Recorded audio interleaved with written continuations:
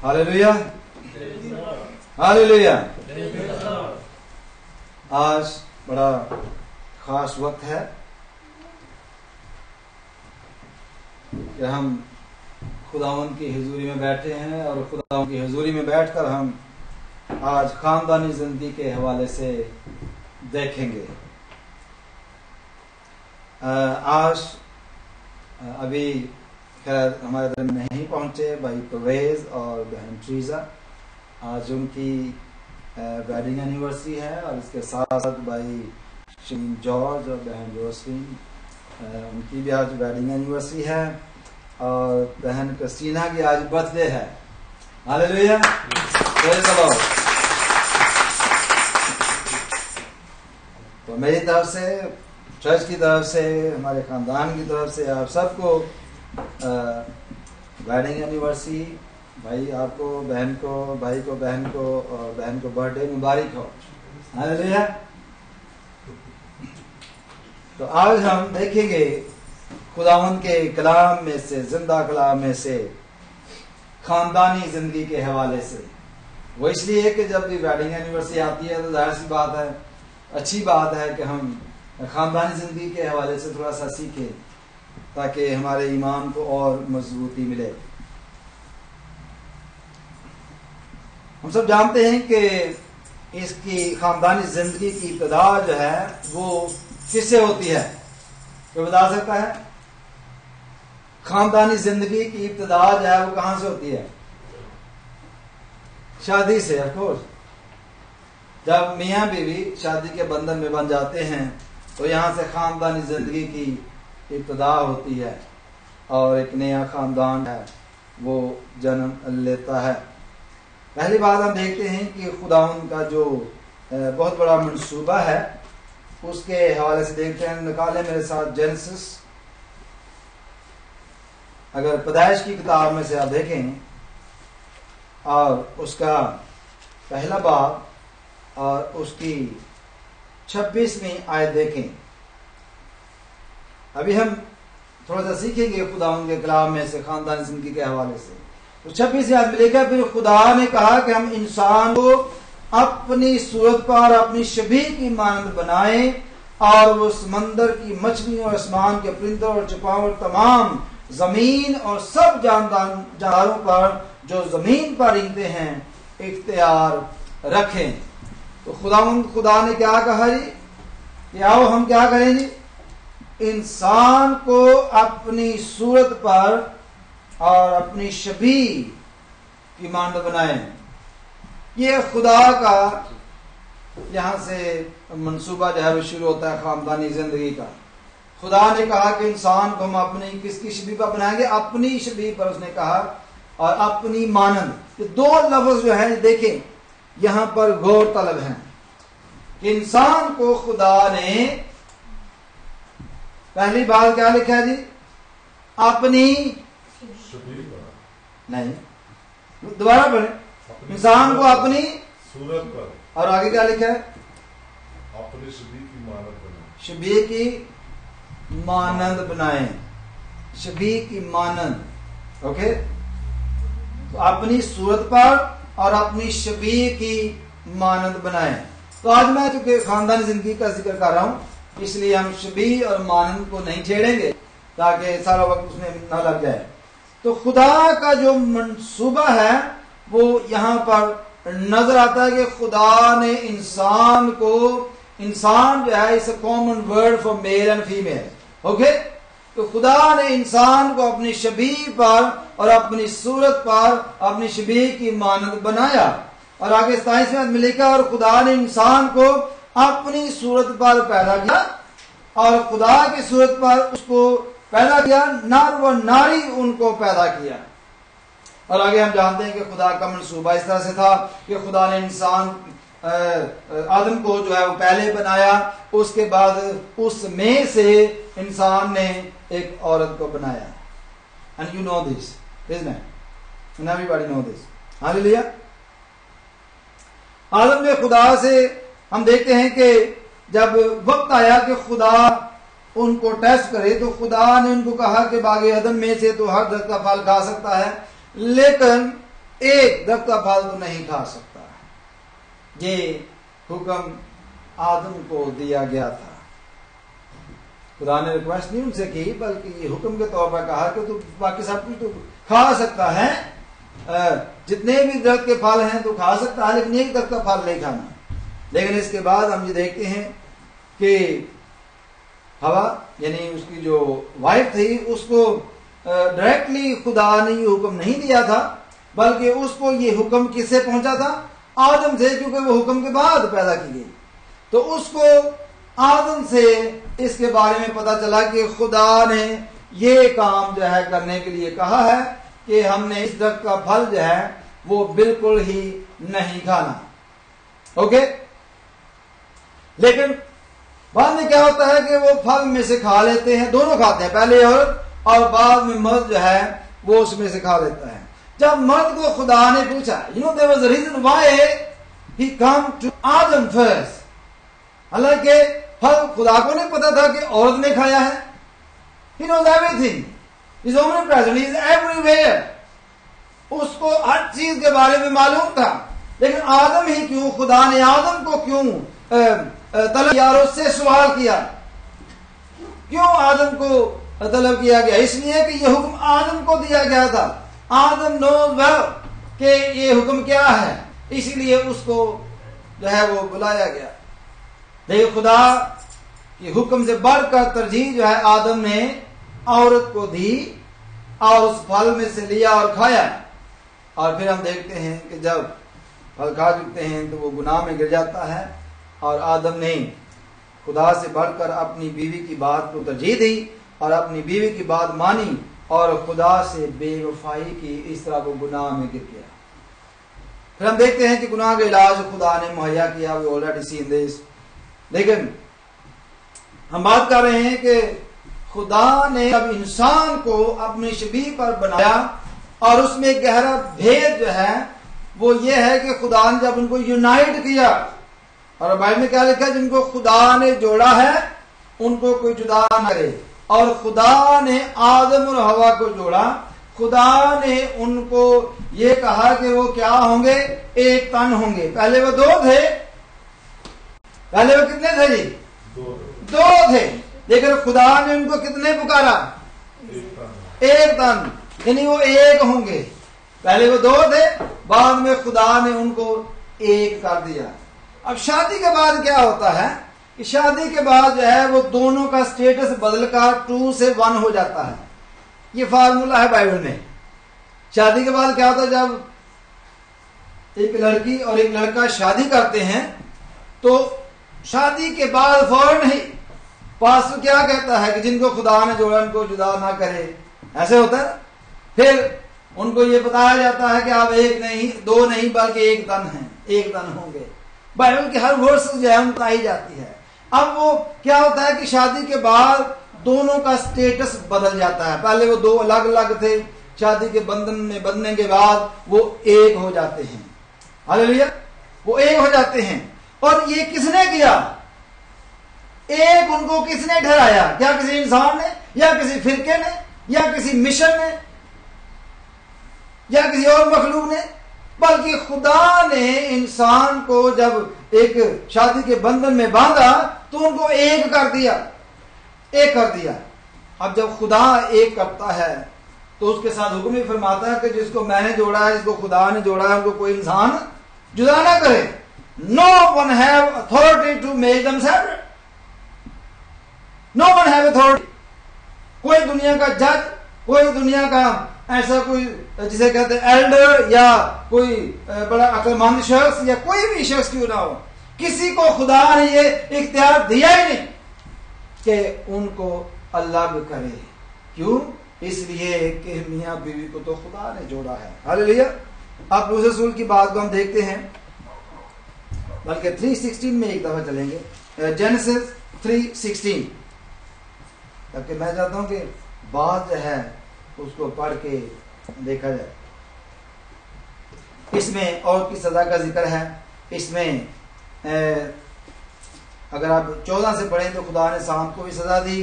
फिर हम 15 में देखते हैं कि खुदा ने औरत के दरमियान और उसकी नस्ल के दरमियान दावत डाली, इसके ऊपर मैं पहले बता चुका हूं कि it was the seed of the woman, okay, और खुदावन यीशु मसीह जो है is the seed from God. इनके दरमियान दावत डाली गई और उसके बारे में लिखा कि वो तेरी एड़ी को काटेगा और तू उसकी खोपड़ी जाकर तू कुचलेगा। इसी तो खुदा का प्लान जो है वो इलाज भी साथ ही मुहैया किया हुआ है, इलाज भी साथ ही गुनाह का जो है खुदा ने मुहैया किया। लेकिन बात हम कर रहे हैं कि खुदा ने जिनको जोड़ा है उनको खुदा ने एक किया है, और मियां बीवी जो है ये खुदावन में एक हैं। आप दूसरों में देखें, दूसरे मज़ाहब में और दूसरे बहुत सारे जो मज़ाहब दुनिया में पाए जाते हैं, बहुत सारे लोग दुनिया में पाए जाते हैं, किसी मजहब में इस तरह की तालीम नहीं पाई जाती कि खुदा ने उनको जोड़ा और उनको एक कर दिया। किसी भी मजहब में मियां बीवी एक नहीं है, वो दोनों अलग अलग हैं, स्वाय क्रिश्चियनिटी के। सिर्फ क्रिश्चियन मजहब में जब मियां बीवी शादी के बंध में बनते हैं तो उनको खुदा ने एक किया है। हालेलुया। और हमें है, और इसको इफ्सियों के खत में पौलुस रसूल एक बड़ा भेद कहता है। निकालें इफ्सियों 5 बाब में चलें तो वो इसको बहुत बड़ा एक भेद के तौर पर जाहिर करता है। 5 बाब की अगर देखें 31वीं आयत से देखें, इसी बात से आदमी बाप से और मां से जुदा होकर अपनी बीवी के साथ रहेगा और वो दोनों एक जिस्म होंगे। ये भेद क्या है? क्या लिखा है? ये भेद तो बड़ा है, ये भेद तो बड़ा है। अब देखिए इसका मतलब यह है कि पौलुस रसूल जो है वो हमारी तवज्जो इस भेद की तरफ दिलाना चाहता है। यहां पर एक्चुअली जो बात जो चलती आ रही है वो बीवियों के हवाले से, शोहरों के हवाले से। 5 बाब में उसमें लिखा है कि बीवियों अपने शोहरों की ऐसी ताबिया रहो जैसे खुदावन की। अब बहुत सारे लोग जो हैं ये जो ताबिया रहने का जो वर्ड है ना, इसको बड़े गहरे इसके मीनिंग है, इसको दूसरे मीनिंग में लेते हैं कि जो औरत है उसको मर्द के ताबिया रहना चाहिए, under the control of man. Do you believe? Bible did not say that. The woman should be under the control of man. You know that? It's not that. Tabia रहने का मतलब यह नहीं कि she should be under the control of man.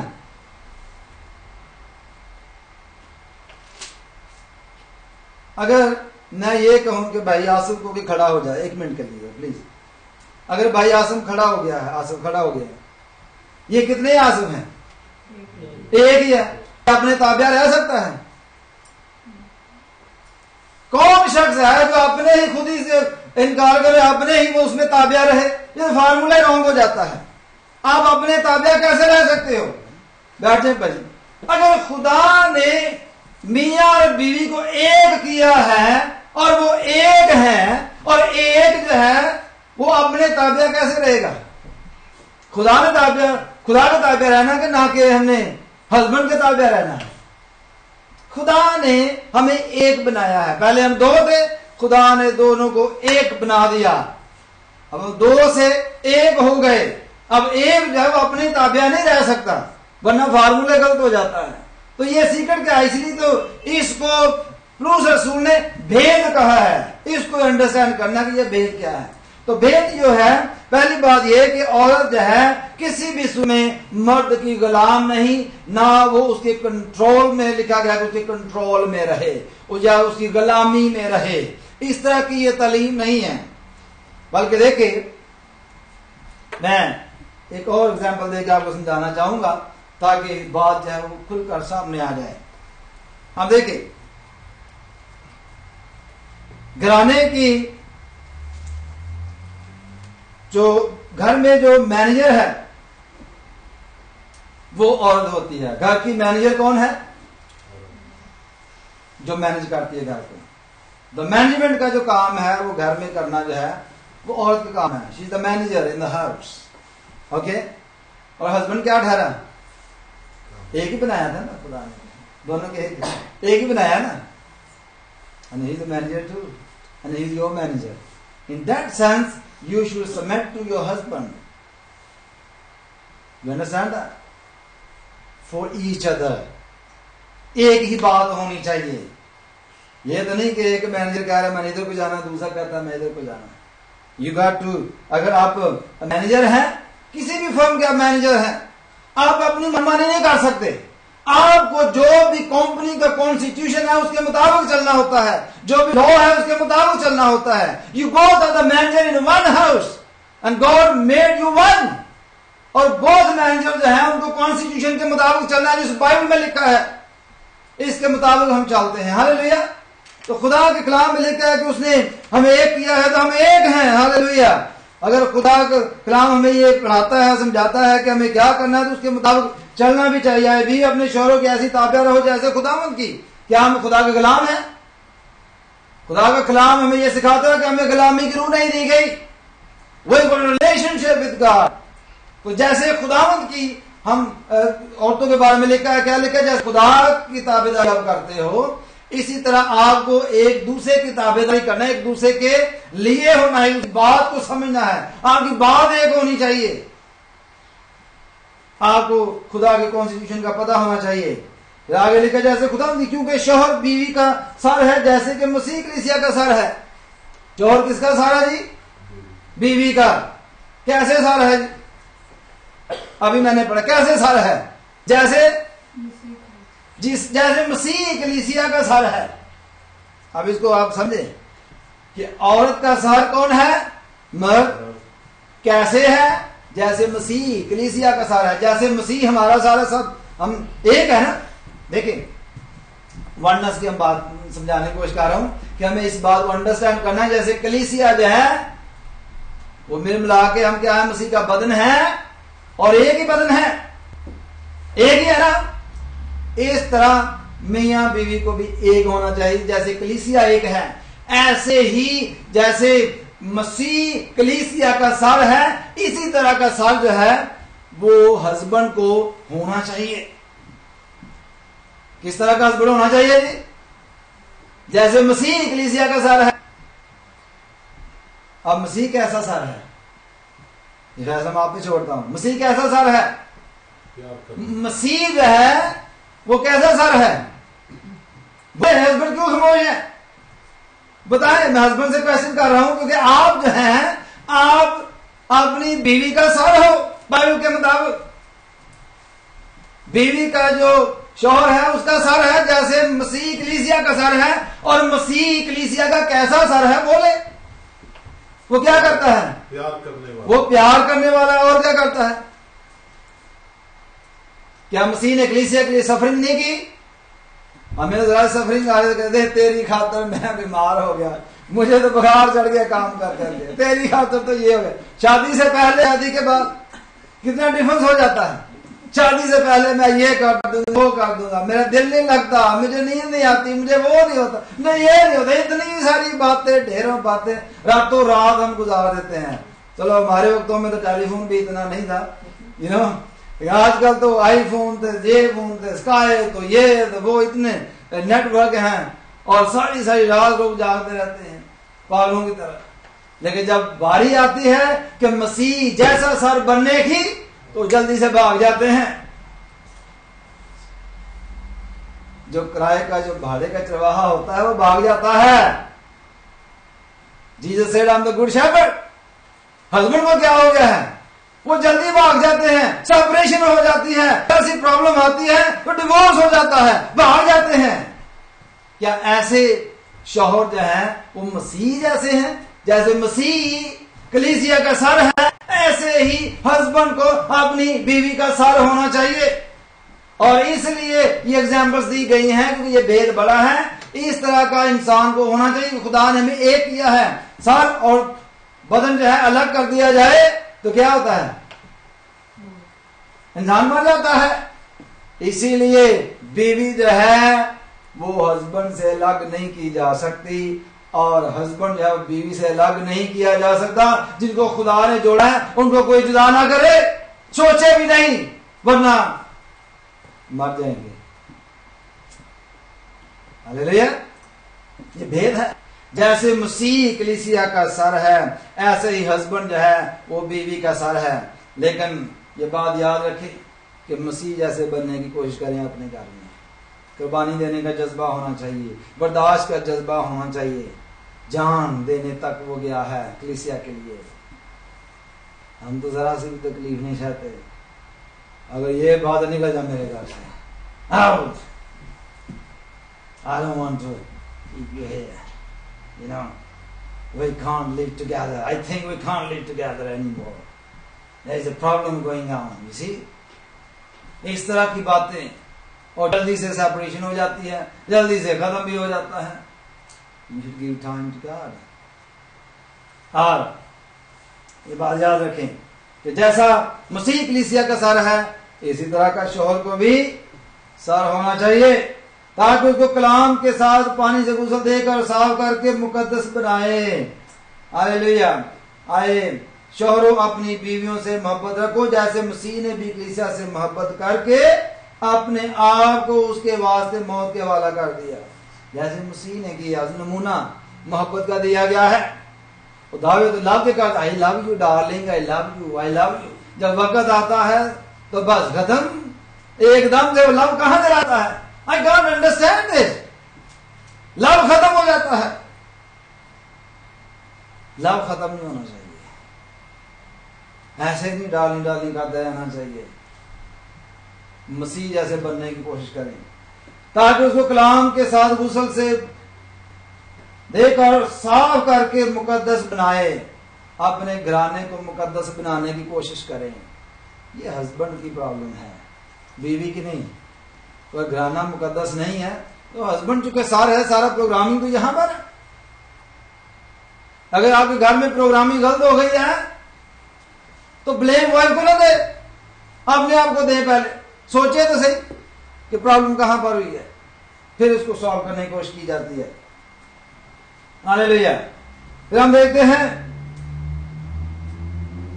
और एक ऐसी जलाल वाली कलीसिया बनाकर अपने पास हाजिर करे जैसे बदन में दाग, जिसके बदन में दाग या झुर्री या कोई और ऐसी चीज ना हो, बल्कि पाक और बेऐब हो। कलीसिया जो है ये एक्चुअली बीवी की जो है वो शबीह पेश करती है। तो यहाँ पर याद रखें कि जो तकाजा है कलीसिया का, जो खुदा ने जो मुकर्रर किया है कलीसिया के लिए, अगर मसीह कलीसिया का सर है तो हस्बैंड को वैसा ही सर होना चाहिए, और कलीसिया को कैसा होना चाहिए इस पर गौर करना चाहिए या नहीं। कलीसिया के बारे में लिखा है कि वो पाक हो, बेऐब हो और बेदाग हो। कलीसिया कैसी होनी चाहिए? पाक हो, बेऐब हो और बेदाग हो। इस तरह की कलीसिया जब होती है तो फिर मसीह उस कलीसिया का सर है, तो फिर कोई भी शख्स कुछ नहीं कर सकता। और इसी तरह की कलीसिया जो है ये तशबीहन, इसको वाइफ की तशबीह पेश की गई है। तो इसमें हम देखते हैं कि वाइफ जो है उसको पाक दामन होना चाहिए, बेदाग होना चाहिए, बेयाब होना चाहिए, उसमें किसी तरह की प्रॉब्लम नहीं होनी चाहिए, क्योंकि खुदा इस तरह का तकाजा करता है। फिर आगे लिखा है, इसी तरह शोहरों को लाजम है कि अपनी बीवियों से अपने बदन की मानद मोहब्बत रखें। ये कलाम का तकाजा है, मैं नहीं कह रहा, बल्कि ये खुदा का कलाम फरमाता है कि शोहरों पर यह लाजम है। अब लाजम का मतलब आप समझते हैं? कोई बता सकता है लाजम का क्या मतलब है? मस्ट, मस्ट, इसमें कोई गुंजाइश की कोई वो नहीं है, गुंजाइश नहीं दी गई। यू मस्ट, ये लाजम है आपके लिए कि अपनी बीवी को अपने बदन के मानद मोहब्बत रखो। आप क्यों मान मोहब्बत रखिए? क्योंकि आपको एक बनाया गया है, एक बदन बनाया गया है। जैसे मसीह और कलीसिया एक बदन है, ऐसे शौहर और बीवी एक बदन है। जैसे मसीह अपने बदन की मानद अपनी कलीसिया को प्यार करता है, वैसे ही हस्बैंड को अपनी बीवी को अपने बदन की मानद मोहब्बत करना है। खुदा ये चाहता है। हालेलुया। अपने बदन की मानद लिखा है मोहब्बत रखे। जो अपनी बीवी से मोहब्बत रखता है वो अपने आप से मोहब्बत रखता है। क्यों अपने आप से मोहब्बत रखता है? कि वो एक है। बेहतर जैसे मैंने भाई आसिफ को कहा था कि वो खड़े होकर दिखाएं कि वो एक है। अगर अपनी बीवी को प्यार करता है तो वो अपने आप से प्यार करता है, अपने बदन से प्यार करता है, क्योंकि वो दोनों ही एक हैं। क्योंकि कभी किसी ने अपने जिस्म से दुश्मनी नहीं की, लेकिन यहां पर तो दुश्मनी की इंतहा हो जाती है। कौन अपने बदन से दुश्मनी कर सकता है? अगर अपने वाइफ को अगर आप अपने बदन समझते हैं, अपने बदन का हिस्सा समझते हैं, अगर आप समझते हैं कि हम एक हैं, तो आप उसके एनिमी कैसे बन गए रातों रात? क्या हो गया? कौन सी ऐसी बात हो गई कि आप अपने बदन के दुश्मन बन गए? कौन सी ऐसी बात आ गई आपके अंदर कि आप अपने आप से नफरत करने लगे? जो अपनी बीवी से नफरत करता है वो अपने आप से नफरत करता है। जो अपनी बीवी को बुरा भला कहता है वो अपने आप को बुरा भला कहता है, क्योंकि वो एक हैं, एक बदन है। ये समझने की बात है। तो मेरे चीजों, खुदा का कलाम ये तकाजा करता है कि अपने बदन से मोहब्बत को, क्योंकि किसी ने अपने जिस्म से कभी दुश्मनी नहीं की, बल्कि उसको पालता और परवरिश करता है, उसकी लुक आफ्टर करता है। और हस्बैंड पर लाज़िम है कि वो अपने बीवी की परवरिश करे, उसकी लुक आफ्टर करे, जैसे कि मसीह कलीसिया को, बार बार ये बात आती है, जैसे मसीह कलीसिया की परवरिश करता है, जैसे मसीह कलीसिया के लिए है, ऐसे हस्बैंड जो है अपनी वाइफ के लिए होना चाहिए, परवरिश उसको करनी चाहिए, इसलिए कि हम उसके बदन के अज़ू हैं। इसी सबब से आदमी बाप से और मां से जुदा होकर अपनी बीवी के साथ रहेगा। आदमी किसके बारे में लिखा है खुदा कलाम में? हमारे माशरे में, हमारे कल्चर में तो उल्टा चलता है। हमारा कल्चर हमें यह सिखाता है कि जो वाइफ है उसको अपने माँ बाप को छोड़ना है और हस्बैंड और उसके खानदान के साथ रहना है ना कल्चर के मुताबिक। लेकिन बिब्लिकल कल्चर ये नहीं है।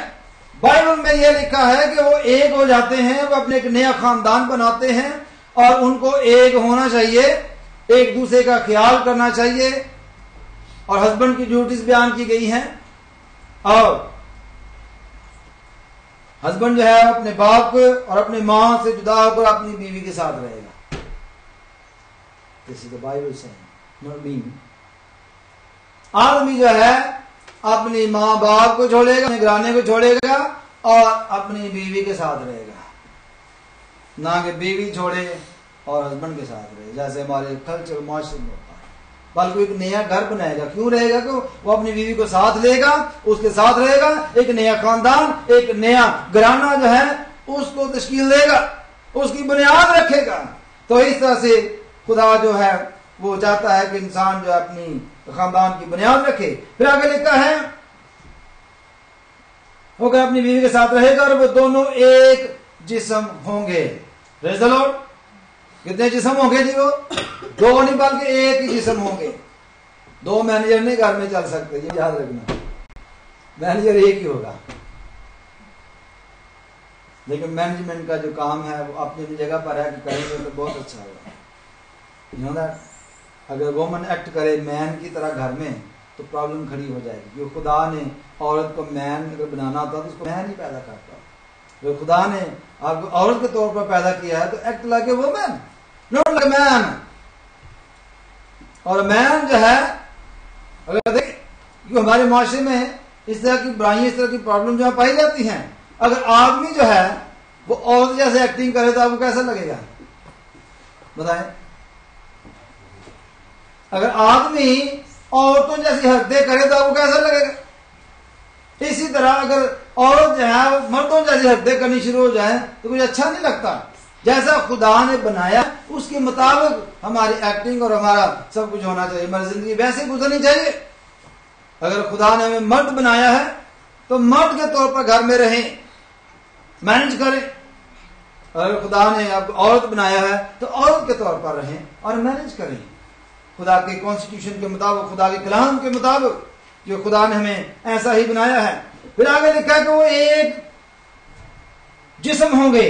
ये भेद तो बड़ा है, लेकिन मसीह में लेकिन मैं मसीह और कलीसिया की बाबत कहता हूं। बहरहाल तो में से भी हर एक अपनी बीवी से अपनी मान मोहब्बत रखे और बीवी इस बात का ख्याल रखेगा अपने शौहर से डरती रहे। डरती से मुराद ये कि रिस्पेक्ट करे। इन दोनों को हुक्म दिया गया है कि इस तरह से चलने की जरूरत है। हालेलुया। तो हमें ये पता चलता है कि शादी का जो है ये कोई ऐसा बड़ा भेद है जिसकी बाबत पौलुस रसूल जो है वो कहता है कि इसमें कोई भेद है। ये तो भेद बड़ा है, देख ये भेद है। अब भेद की बात करते हैं थोड़े से मिनटों में, थोड़ा सा वक्त रह गया है। ये कोई ऐसा भेद है जिसमें कामयाबी का राज छुपा है। हालेलुया। ये इसमें कोई ऐसा भेद छुपा है जिसमें अज़वाजु जिंदगी जो कामयाब जिंदगी है उसका भेद छुपा है। इसलिए उसने कहा कि ये भेद बड़ा है, इसको समझने की जरूरत है। अब हम उसके भेद की तरफ भी चलते हैं। हालेलुया। इस भेद को वही शख्स खोल सकता है जो इसकी शराइत को पूरा करे। हालेलुया।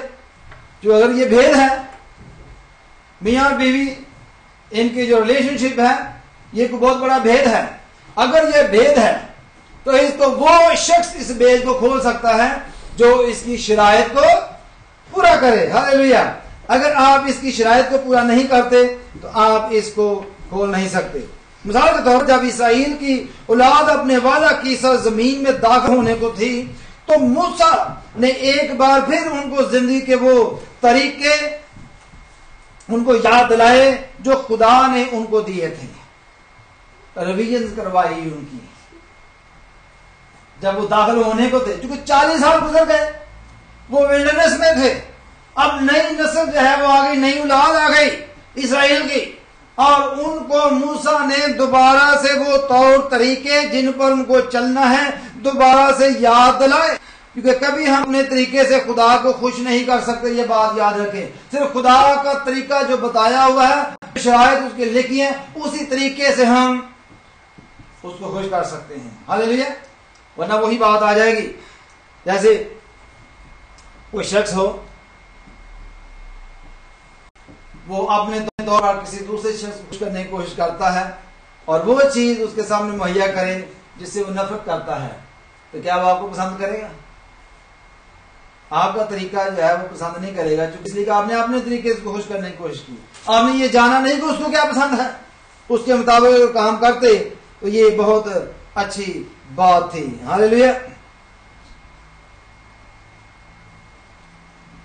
क्योंकि अगर मिसाल के तौर पर किसी शख्स को शुगर की बीमारी हो जाती है, अगर उसके ब्लड शुगर है तो आप गए हैं उसके लिए मिठाई का डब्बा ले जाते हैं कि ले भाई ये खाओ,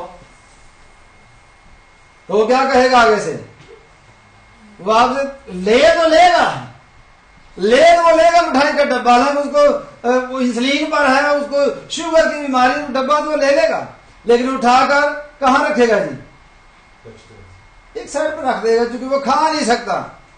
अगर खाया भी तो मुश्किल थोड़ा सा चखेगा ही, क्योंकि आपने अपनी खुशी को पूरा किया है, आपने अपने तरीके से उसको खुश करने की कोशिश की है, ये जानने की कोशिश नहीं की कि उसकी जरूरत क्या है, उसको क्या पसंद है, वो क्या खा सकता है क्या नहीं खा सकता। तो इसलिए मूसा ने खुदा के वो तौर तरीके जिससे खुदा खुश होता है उनको दोबारा से याद दिलाए। हालेलुया। इस्तिशना की किताब उसका 11वां बाब 21 से 23 आयत तक आप पढ़ेंगे तो आपको मालूम होगा। हालेलुया। इस्तिशना निकालें उसका 11वां बाब, इस्तिशना की किताब, जो भी पहले निकाल ले वो पढ़ेगा। इस्तिशना की किताब उसका 11वां बाब 21, 22, 23 आए। 11 बाब 21, 22, 23 आए लिखा है, ताकि जब तक जमीन पर आसमान का साया है तुम्हारी और तुम्हारी औलाद की उम्र इस मुल्क में दराज हो जिसको खुदावंद ने तुम्हारे बाप दादा को देने की कसम उनसे खाई थी। क्योंकि अगर तुम उन सब हुक्मों को जो मैं तुमको देता हूं जान पहचानी से मानो और उन पर अमल करो और खुदावंद अपने खुदा से मोहब्बत रखो और उसकी सब राहों पर चलो और उससे लिपटे रहो, तो खुदावंद इन सब कौमों को तुम्हारे आगे से निकाल डालेगा और तुम उन कौमों पर जो तुमसे बड़ी और जोरावर हैं काबज होगे। हालेलुया। जहां जहां लिखा तुम्हारे पांव का तलवा टिके वो जगह तुम्हारी हो जाएगी। नहीं आगे बहुत सारी जो बरकत है खुदा ने उनको बताई थी। और क्या उनकी औलाद को क्या सिखाया था कि अगर तुम मेरे हुक्मों को मानो, कि ताबिया रहो, इन पर अमल करो, तो ये सारी बातें जो हैं मैं तुम्हारे दरमियान करूंगा। फिर हम देखते हैं मिलाकी किताब में चले जाए, मिलाकी 2 बाब में चाहूंगा कोई भी बुलंद आवाज से पढ़ेगा ये, मिलाकी 2 बाब उसकी 13-14 है। फिर लिखा है कि 1200 साल के बाद खुदा ने बनी इसराइल का फिर जायजा लिया। 1200 साल के बाद जब वहां रह रहे थे कि क्या ये जो हुक्म मैंने फरमाए थे, जो हुक्म मैंने इनको दिए थे, जो अहकामात मैंने इनके सामने रखे थे, क्या ये उन पर अमल करते हैं या नहीं? कोई भी निकाले मिलाकी की किताब का 2 बाब 13 और 14 आयत, कोई बुलंद आवाज से प्लीज पढ़े। फिर तुम्हारे उमाल के सबब से खुदावंद की मस्बा पर आहो नाला और आंसुओं की ऐसी कसरत है कि वो ना तुम्हारे हदिया को देखेगा और ना तुम्हारे हाथ की नजर को खुशी से कबूल करेगा। तो भी तुम कहते हो कि सबब क्या है? सबब ये है कि खुदावंद तेरे और तेरी जवानी की बीवी के दरमियान गवाह है, तूने उससे बेवफाई की है, अगरचे वो तेरी रफीक और मनकूहा बीवी है, और क्या उसने एक ही को पैदा नहीं किया, बावजूद कि उसके पास और अरबा मौजूद थे, फिर क्यों एक ही को पैदा किया? इसलिए खुदा तरस नस्ल पैदा हो, बस तुम अपने नफरत से खबरदार हो रहो और कोई अपनी जवानी की से बेवफाई ना करे। ओके, यहाँ पर हम देखते हैं गौर करें कि 1200 साल के बाद खुदा ने फिर मिलाकी के जरिए से इस कौम का जायजा लिया और ये बहुत बुरे तरीके से खुदा के कलाम पर अमल करने में फेल हो चुके थे।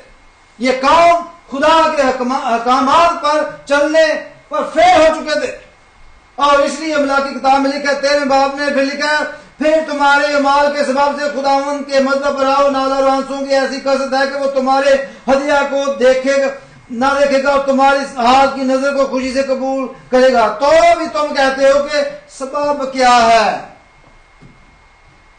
दूसरे लफ्जों में मज़ा पर आते हो, रोते हो, आंसू बहाते हो, कुछ फायदा नहीं होता, ना शिफा का काम होता है, कुछ भी नहीं हो रहा आपकी जिंदगी में, और फिर भी पूछते हो खुदा से कि सबब क्या है? क्यों ऐसा है कि खुदा हमारी आवाज नहीं सुनता? फिर हम देखते हैं सबब यह है, खुदा कलाम में लिखा है कि खुदावंद तेरे और जवानी की बीवी के दरमियान गवाह है। प्रॉब्लम यह थी कि बीवी और हस्बैंड के दरमियान प्रॉब्लम थी। अगर कोई शख्स अपनी बीवी से प्यार नहीं कर सकता, अगर कोई बीवी अपने शौहर से प्यार नहीं कर सकती, तो वो खुदा से क्या प्यार करेगी? खुदा से वो कैसे उसके हुक्मों पर अमल कर सकती है? तो खुदा ने सबब यही दिया है। खुदा ने कहा कि सबब यह है कि लिखा है, सबब यह है कि खुदावंद तेरे और तेरी जवानी की बीवी के दरमियान गवाह है, तूने उससे बेवफाई की है। अगर तू उसका बेवफा है तो तू मेरा बेवफा है, बेवफाई की है। अगर ते वो तेरी रफीक और मनकुआ बीवी है, तेरे पास लाइसेंस है, तेरे पास निकाह नामा है, वो तेरी बीवी है, वो तुझे दी गई है और तूने उससे बेवफाई की, ये तेरी रिलेशनशिप है। ये मैंने तुझे सिखाया था, ये मैंने तुझे पढ़ाया था, ये मैंने तुझसे कहा था कि तू आवारा हो जाए, ये मैंने कहा था कि तू अपनी ही बीवी से बेवफाई करे, और क्या उसने एक ही को पैदा नहीं किया था? खुदावंद फरमाता है मिलाकी के जरिए से नहीं किया, बावजूद उसके कि उसके पास और अरवाह मौजूद थी, उसके पास और भी बहुत कुछ था, लेकिन आपको एक पैदा किया, एक तन पर आया खुदा ने। क्या खुदा और कुछ नहीं कर सकता? फिर क्यों एक ही को पैदा किया? इसलिए खुदा तरस नस्ल पैदा हो, हरामजादे पैदा ना हो। जो मियां बीवी बनने से पहले जो बच्चे पैदा होते हैं उनको हरामजादे कहा जाता है बाइबल में। खुदा नहीं चाहता कि इस तरह की औलाद पैदा हो। आगे आप यूरोप और दूसरी कंट्री सब में देख लें, आप पाकिस्तान, इंडिया, बांग्लादेश, श्रीलंका और मिडल ईस्ट, पूरी दुनिया में देख लें क्या हो रहा है। फैशन बनता जा रहा है। ये खुदा के खिलाफ एक साजिश है, ये बगावत है खुदा के खिलाफ।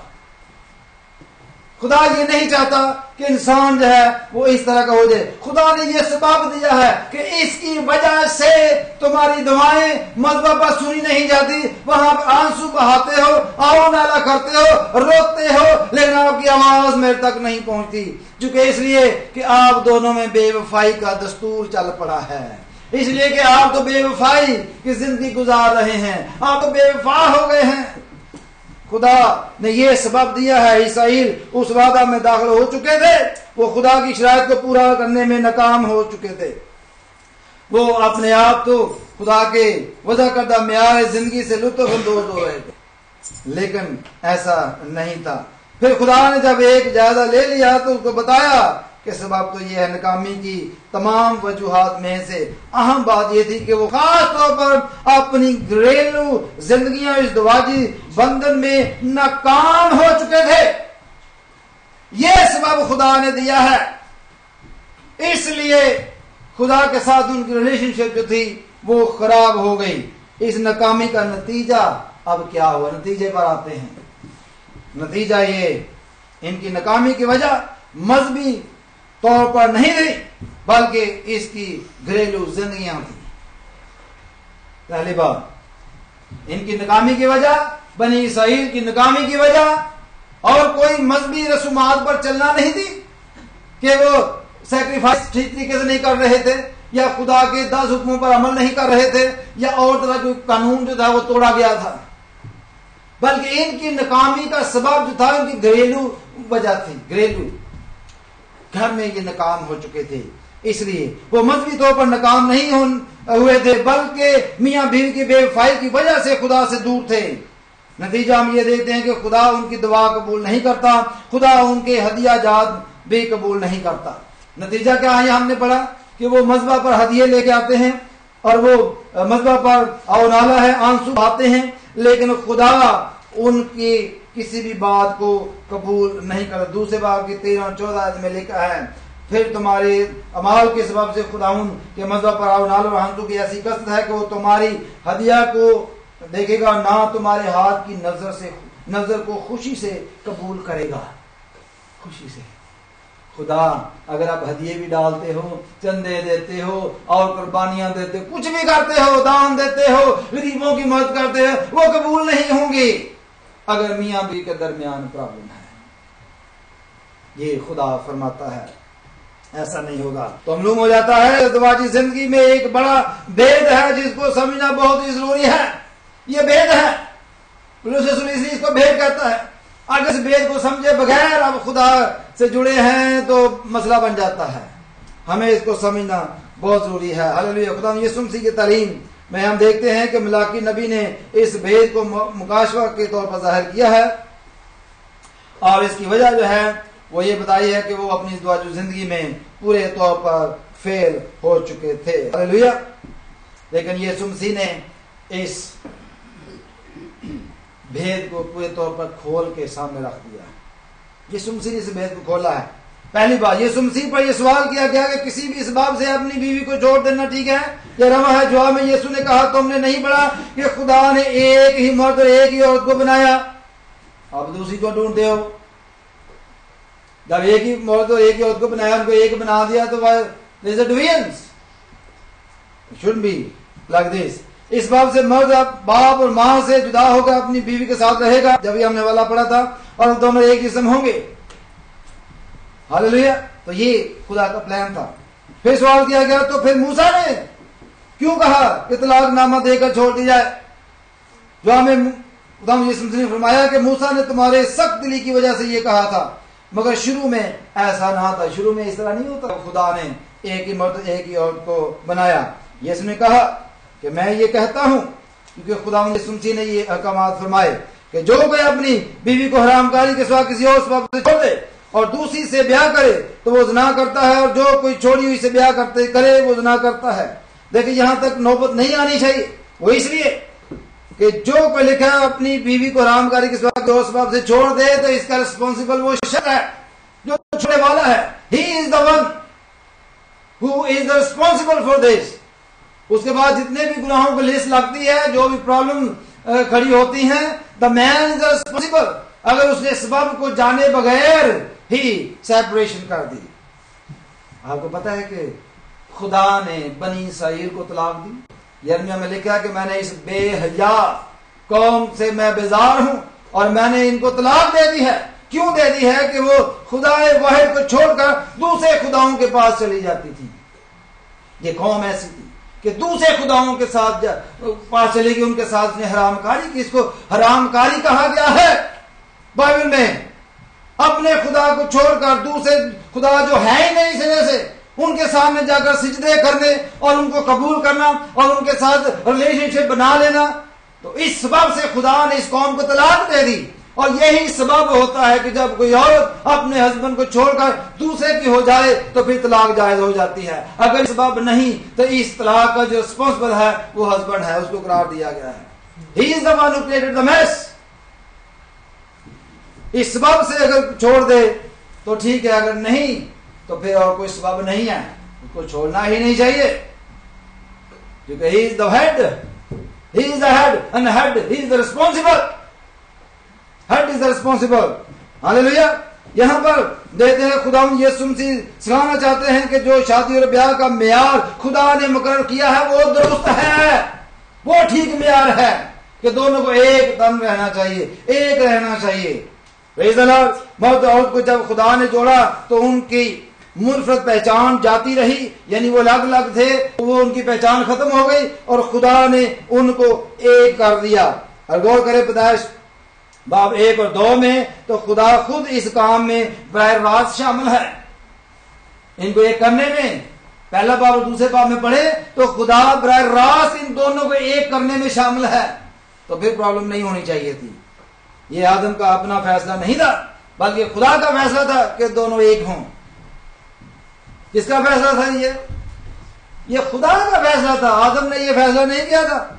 खुदा ने आदम को एक औरत बनाकर दी और उन दोनों के दरमियान एक रिश्ता कायम कर दिया और वो एक तन हो गए। ये खुदा का फैसला था। लेकिन मेरी बात याद रखें, भेद की बात जब करने वाला हूं, कोई निकालेगा मेरे साथ वाज की किताब निकालें, टाइम का भी हो गया है। वाज किताब निकालें, 4 बाब उसकी 9 से 12 पढ़नी है। चौथे बाब की 9 से 12 कौन पढ़ेगा? बुलंद आवाज से प्लीज, मुझे आवाज आनी चाहिए। जो भी पढ़े बुलंद आवाज से। वाज की किताब उसका चौथा बाब 9, 10, 11, 12 आयत पढ़नी है। ये सफा नंबर 649 पर है, 649 पर।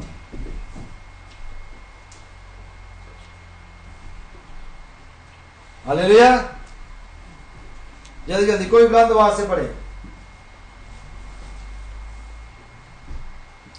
वाज की किताब उसका चौथा बाब है और उसकी 9, 10, 11, 12 आयत पढ़नी है।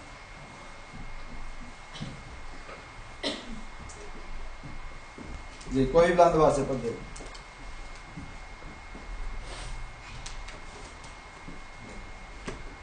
एक से 2 बेहतर हैं।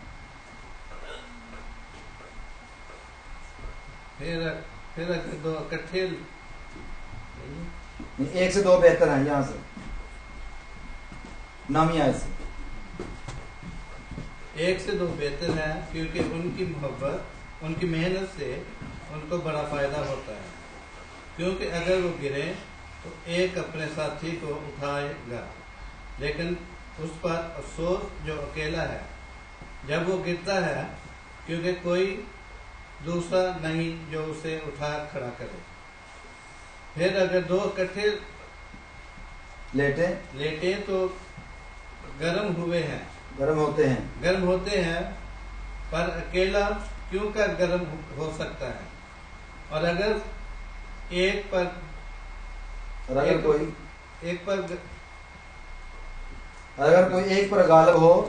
एक पर गालिब हो तो 2 उसका सामना कर सकते हैं। और तेरी डोरी जल्द नहीं टूट दे, और तेरी डोरी जल्द नहीं टूट दे। यहाँ पर देखे हस्बैंड वाइफ की बड़ी वाज़ेह पिक्चर यहाँ पर बयान की गई है, बड़े वाज़ेह तौर पर बयान किया गया है। अभी 1 से 2 बेहतर है। ये अच्छा है कि अगर कोई ऐसी मुसीबत आए, अगर कोई प्रॉब्लम हो जाए तो दोनों मिलकर मुकाबला कर सकते हैं। अगर एक गिर जाए तो दूसरा उसको उठा सकता है। हालेलुया। अगर एक गिर जाए तो दूसरा उसको उठा सकता है। लेकिन जो भेद की बात है वो सुलेमान ने ये की है, एक से दो बेहतर हैं। फिर आगे लिखा है और तेरी डोरी जल्द नहीं टूटती, ये 12वीं आयत का आखिरी हिस्सा है। हालेलुया। सुलेमान यहां पर खुदा के उस बड़े भेद का इंकशाफ करता है कि खुदा ने क्यों आदम को एक औरत बना कर दी। ठीक, बड़े वाज़ेह तौर पर बयान किया। अगर एक गिरे तो दूसरा उसे उठाएगा, और अगर दो इकट्ठे लेटे तो गर्म होते हैं। अगर कोई एक पर हमला करे तो दोनों मिलकर उसका मुकाबला कर सकते हैं। लेकिन आखिरी बात जो सुलेमान ने की है वो बड़ी भेद की है। ये बात याद रखें, बड़े भेद की बात है। ये बात बाकी दूसरी दोनों बातों से बहुत मुख्तलिफ है। देखें, एक ही दम से बाकी सारी बातों से मुख्तलिफ बात कर दी, और तेरी डोरी जल्द नहीं टूटती। वो ये है कि तेरी डोरी जल्द नहीं टूटती। हाँ, यहां नोट करें कि एक नहीं, दो नहीं, बल्कि 3 की बात की गई है। एक नहीं, दो नहीं, बल्कि तेरी डोरी की बात की गई, 3 की बात की गई है। अब देखिए, मियां बीवी जो है 2 है, लेकिन तीसरा कौन है? बोले, क्यों तेरी डोरी जल्द नहीं टूटती? अगर तीसरी शख्सियत उसमें मिला ली जाए, आदम, दूसरा हवा और तीसरा खुदा। अगर मियां बीवी के रिलेशनशिप के दरमियान खुदा मौजूद है तो वो कभी नहीं टूट सकते। ये बात याद रखिए कि बहुत सारे लोग दावा तो करते हैं कि जी मैं बड़ी दुआ करता हूं, मैं बड़ी दुआ करती हूं, ये हम तो बड़े दुआ गो हैं, लेकिन फिर भी अगर फैमिली टूट जाए तो फिर कौन सी दुआ, कैसी दुआ हुई, किस तरह की दुआ हुई? आपने आपको धोखा दिया, दूसरों को धोखा दिया, इसलिए फैमिली टूट गई, इसलिए डिवोर्स हो गई, इसलिए सेपरेशन हो गई, इसलिए प्रॉब्लम खड़ी हो गई। बाइबल में तो ऐसा नहीं लिखा, लेकिन लिखा यह है कि तेरी डोरी जल्द नहीं टूटती। अगर मियां बीवी के दरमियान खुदा मौजूद है तो वो तेरी डोरी है, फिर उसके टूटने के इम्कान जो बहुत कम है, वो टूट नहीं सकते।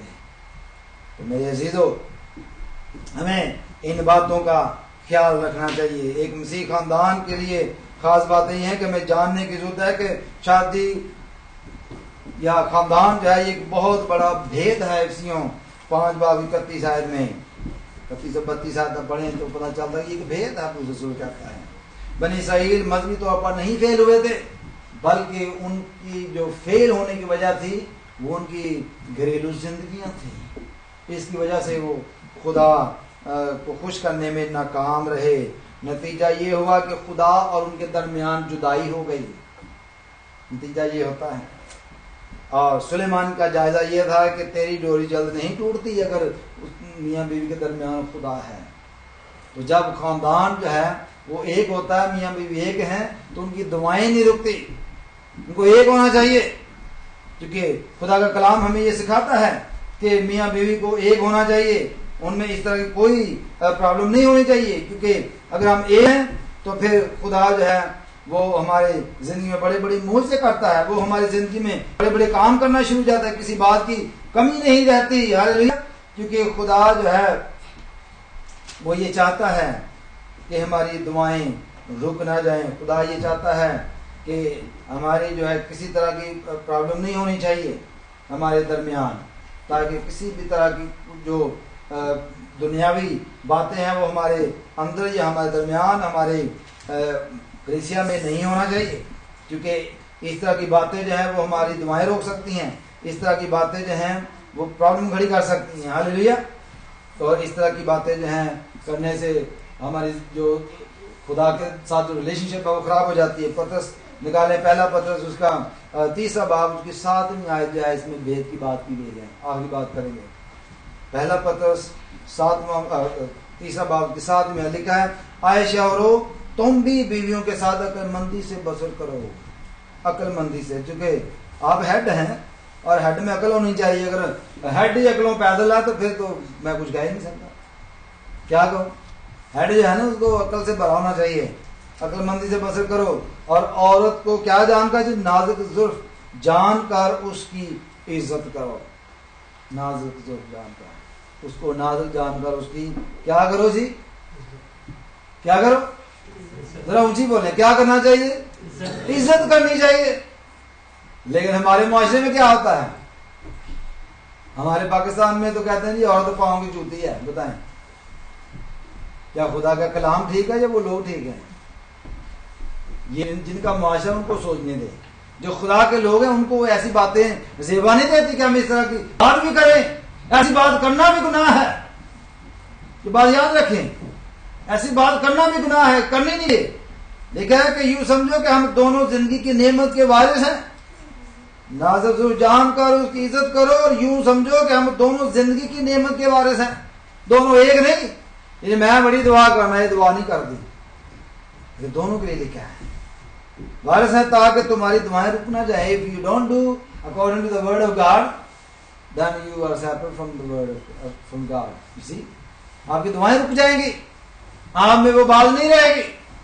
अगर आप चाहते हैं कि खुदा हमारी दुआ सुने तो हमारी खानदानी जिंदगी ठीक होनी चाहिए। अगर हम ये चाहते हैं कि खुदा और हमारे दरमियान जो रिलेशनशिप है वो कायम रहे, तो पहले हमारी घरेलू रिलेशनशिप जो है वो कायम होनी चाहिए। हालेलुया।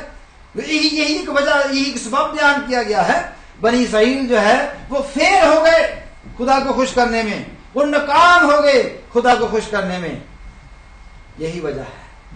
तो मेरे अजीजों, आज हमने सीखा खानदानी जिंदगी के हवाले से, ये खानदानी जिंदगी को समझना। रसूल ने कहा कि एक बड़ा भेद है इसी 5 बाब में, इसको समझना चाहिए और समझकर समझदारी से अपने खानदान को उसकी परवरिश करनी चाहिए, उसकी लुकाफ करनी चाहिए।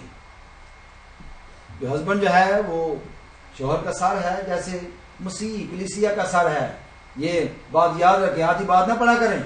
लोग आधी बात पढ़ते हैं, ये बाइबल में लिखा है जी, बाइबल में लिखा है जी, बंदा जी हो औरत का सारे, अगली गल नहीं पढ़नी।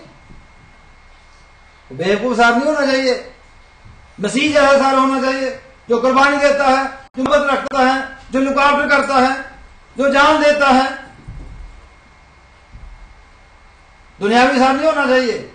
देखा मसीह जैसा, जैसे मसीह कलीसिया का है, और कलीसिया को तशबीह जावरों से दी गई है, और इसलिए इसको अंडरस्टैंड करने की जरूरत है कि जो औरत है उसको बेदाग और होना चाहिए, पाकदाम में होना चाहिए, ताकि रिलेशनशिप में कोई दरार ना पड़े। हालेलुया। दोनों को एक होना चाहिए, क्योंकि खुदा ने एक किया है। ये भेद है जिस पर आज हमने गौर किया है। तो आइए हम खुदा की हुजूरी में झुके और अपनी जिंदगी में खुदा को शामिल कर लें कि तेरी डोरी जद नहीं टूटती। 2 आप और तीसरा खुदा को अपनी जिंदगी में शामिल कर लें, अपने खानदान में शामिल कर लें। अगर कोई ऐसी बात है उससे तौबा करें। सॉरी करने में, माफी मांगने में कोई फर्क नहीं पड़ जाता। जैसे कलीसिया खुदा से सॉरी करती है, ऐसे ही होना चाहिए। रिलेशनशिप का मतलब ही यह है कि हम एक दूसरे के साथ ओपन हो, नफरत नहीं बल्कि मोहब्बत से एक दूसरे से पेश आए, मोहब्बत से एक दूसरे से चलें, तब खानदान जो है वो चलता है। आइए हम दुआ मांगे, सब सब खुदा उनकी हुजूरी में झुक जाएं और दुआ करेंगे। Praise the Lord. हालेलुया। मैं चाहूंगा कि भाई यूनुस जो है वो दुआ में रहनुमाई करेंगे। भाई यूनुस। Hallelujah hallelujah. मेहरबान यीशु तेरा शुक्र हो, तेरी तारीफ हो आज के कलाम के लिए, आज के कलाम की बरकत के लिए, तेरे कलाम की सच्चाइयों के लिए तेरा शुक्र हो, तेरी तारीफ हो। तेरे कलाम की आगाही के लिए खुदा सिखाता है कि खुदा उनको हमें खानदान में बांधा है, खुदा उनका घरानों में बांधा है। तेरा शुक्र हो, तेरी तारीफ हो। तो खुदा हर एक खानदान को अपने घराने में वफादार रहने का फजल बख्श खुदा, ताकि तेरे कलाम के मुताबिक खुदा अपनी जिंदगियाँ बसर करें। खुदा तुमने हम सब को खुदा बेशुमार नेमतों से नवाजा, तेरा शुक्र हो। बच्चों की नेमत से नवाजा, तेरा शुक्र हो, तेरी तारीफ हो। खुदा यीशु, इसी तरह तुमने फजल बख्श के हम तुझ में वफादार रहें और तेरे कलाम की ताबेदारी करते रहें। वापस सुन और कबूल कर मांग के तेरे प्यार बेटे अपने कलाम यीशु के नाम को। आमीन आमीन। अभी हम आखिर में गीत गाएंगे, जलाल जलाल जलाल, यीशु तेरा है जलाल। खुदावंद तेरी सना हो, खुदावंद तू ले ले जलाल। सब खड़े हो जाएंगे, जब गीत गाया जाता है सब खड़े हो जाएंगे, खुदा उनकी तारीफ करेंगे, वर्शिप करेंगे और बुलंद आवाज से हम इस गीत को गाएंगे, जलाल जलाल जलाल यीशु तेरा है जलाल। और इसी के दौरान हम अपने हदिये खुदा उनके हुजूर में पेश करेंगे। जलाल जलाल जलाल जलाल यीशु तेरा है जलाल,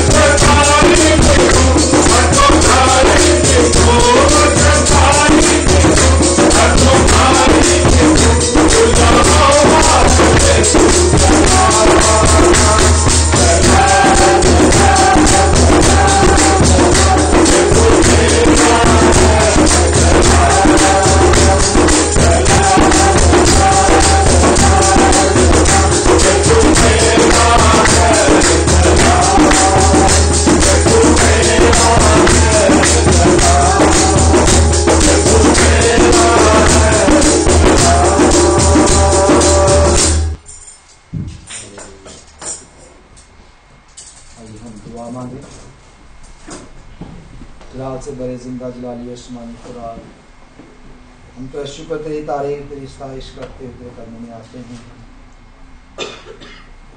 और ख़ास तौर पर भाई परवेज़ और बहन ट्रीज़ा को, भाई शमीम जौर और बहन जोस्फिन को खुदा तेरी हुजूरी में रखते हैं, जिन्होंने आज के दिन खुदा एक होने का ऐलान किया और तुझ में खुदा एक हो गए और आज के दिन उन्हें एक नए ख़ानदान की बुनियाद रखी।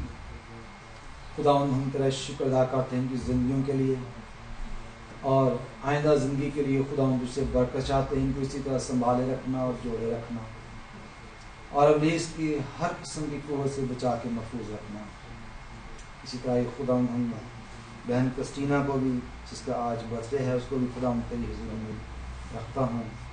यीशु के नाम में खुदा अपनी बंदी की बड़ी हिफाजत कर, जिस तरह खुदा तूने आज तक उनकी हिफाजत की है, इसी तरह आने वाले अयाम में खुदा उनकी हिफाजत करना, हर तरह की इब्लीस की चालाकी से बचा के महफूज रखना और उन तमाम मसीह ख़ानदानों को खुदा जो तेरे नाम से जुड़े हैं तेरे सामने रखता हूँ। यीशु के नाम में खुदा उनके लिए बरकत चाहता हूँ। आज के दिन के लिए खुदा तेरी बड़ी बरकत चाहते हैं, हाज़िर जमात पर तेरी बड़ी बरकत चाहते हैं और जिन्होंने खुदा तेरे दिए में से तेरे घर में गुजराना है, खुदा इनको भी खुदा तेरी हुजूरी में रखता हूँ। चाहता हूँ कि इन घरानों पर तेरी बड़ी बरकत हो। यीशु के पाक और मुकद्दस और मीठे नाम से सब कुछ मांग लेते हैं, आमीन।